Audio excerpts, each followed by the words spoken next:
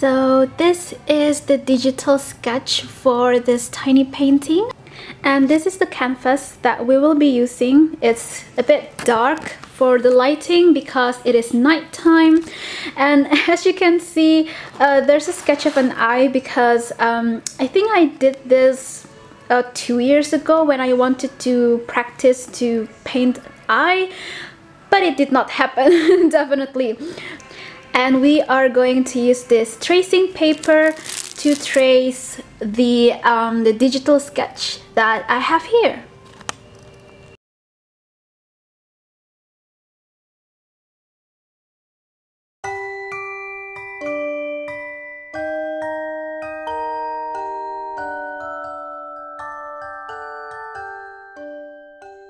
So first, I would like to apologize for the quality for being a little bit dark and a little grainy or noisy because I filmed this at nighttime, and I don't know, maybe I need to get a light box for better recording at nighttime. So yeah, I do apologize for that.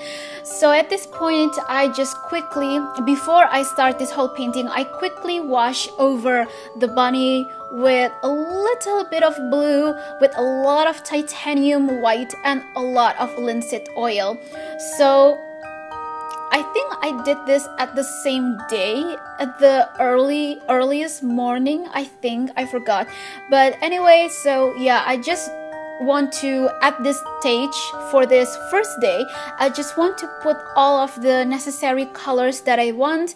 Everything is still flat and very basic, all just medium tones, no details or anything. So yeah, it would be a lot easier for me to do the progress later on.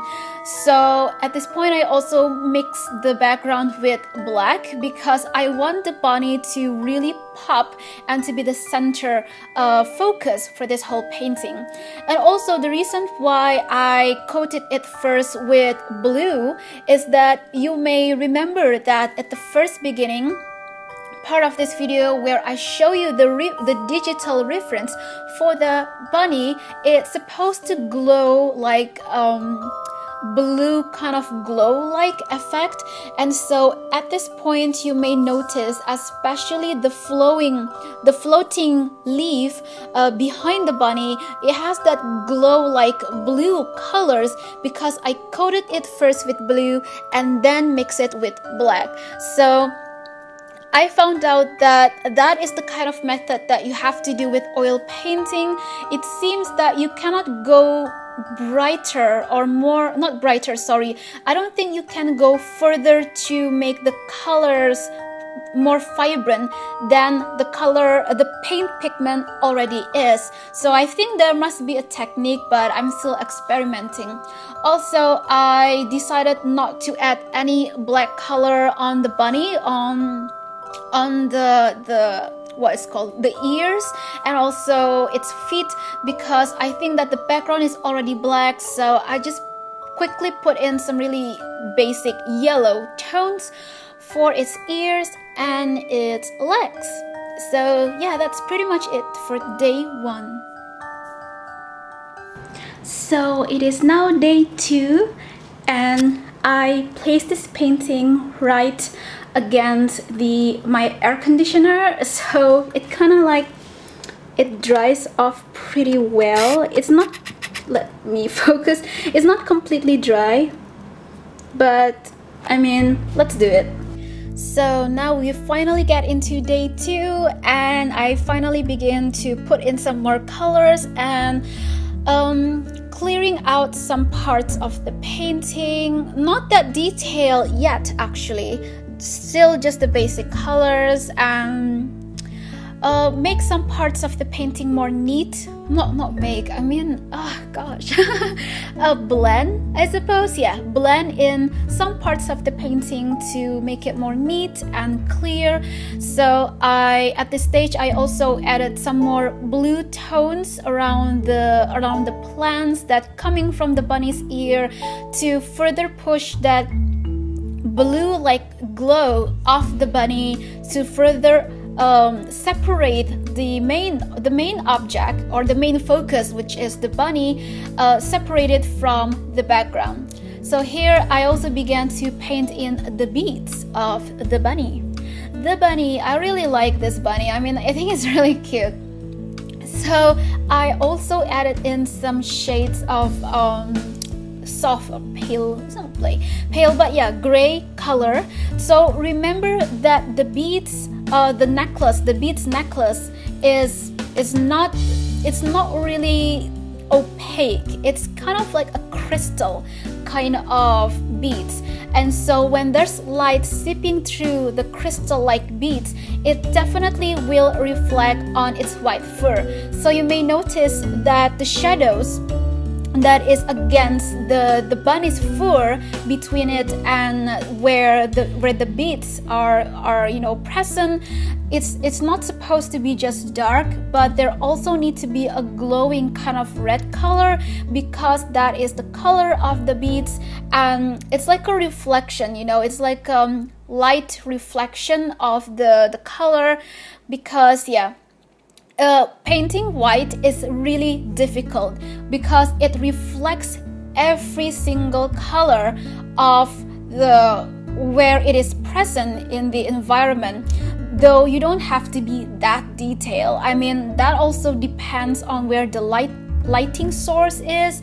It depends how vibrant and saturated you want the painting to be. So all of that, it really depends. But painting white is difficult. You have to remember not to make it flat just by, you know, just by using pure white or just black or even gray. I mean, that is not actually the colors for painting white. For painting white, for this one I did leave the highlights part of the bunny to be just pure titanium white, but even where I put shadows, that is actually not just a mix of white and black, but it is a mix of white, a little bit of black, but definitely blue. So it is kind of like a pale desaturated blue kind of color tone for the shadows of the bunny's fur. So at this point I'm also trying to blend in some more. And I was also a bit confused, like if I want the fur to be hyper realistic or not, but I think for this style, this suits better. Not to paint the fur one by one, but just paint it to make sure that it looks like fur, that it has shape, and that the bunny is not flat and it has dimension to it. Also, I want to talk a little bit of the concept here. So basically the concept is that I call this Oracle Bunny because you will see later that I will add the bunny a third eye. Oh, there it is. I'm adding the bunny a third eye. So it's pretty simple. The concept behind it is that this bunny is a really powerful, magical, but really gentle bunny that live in this magical forest, where this bunny role is like this bunny just bring blessing to the other animals, but mostly for the growth of the plants and the trees in the forest. And so this is why I put in some some like plants growing from its ear. I know, I mean, realistically that's kind of creepy, but I mean, hey, this is a fantasy concept, so yeah. So the plants from the bunny's ears represent growth, life, and blessing. You may also remember that I put in some dots of white behind the bunny around the floating leaf. That is actually, I wanted to actually make that effect of like water drops. So it's like a blessing of life and like some kind of like a refreshment for the plants and the trees around in the forest. And for the red beads, I suppose it's, I don't know, I actually don't really have a concept behind it. I just wanted to so that it's obvious that this bunny is special. It is not just the ordinary bunny, but it is an oracle magical bunny that is stronger, but really is really gentle, and it brings blessings to everything around. And definitely the third eye represents that this bunny sees everything that the forest needs. If some trees or some plants need some more refreshment or mineral, the bunny will bring that to them and bless them. Yay! It is finally finished, as you can see, and I think I really do like the result. I'm pretty satisfied with it, and I also like the details. But out of all the painting here, I think I mostly like the beads here. I like the I'm glad that I remember to put some of this like reflections here and this glowing effect. And yeah, so it's been quite a while since the last time I did any oil painting. So with this result, I think it's pretty good. And though I did have quite a confusing time with the fur here, I was like, I don't know if I want to make the fur realistically or if this is just fine. So I don't know, maybe some other time I will change it, maybe not, we'll see. Thank you so much everyone for watching, and I really do hope that you enjoyed this whole video. Please do like, comment and subscribe for more, and also check out and follow my art blogs. Thank you, and I'll see you soon.